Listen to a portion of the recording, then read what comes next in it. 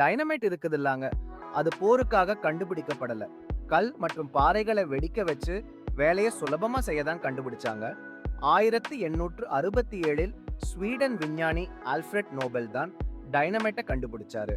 ஆனால் அது போர்க்களத்திலும் பயன்படுத்தப்பட்டது. டைனமைட்டை போர்க்களத்திலும் பயன்படுத்தப்படுறத பார்த்த அல்ஃபிரட் நோபல் ரொம்பவே வருத்தப்பட்டாருங்க. அது அவரை துயரத்துல ஆழ்த்துச்சு.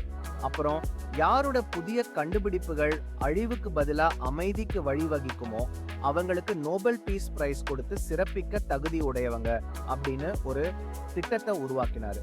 இது எவ்வளவு பெரிய உயர்ந்த பரிசு அப்படின்னு அவங்க எல்லாருக்குமே தெரியும்.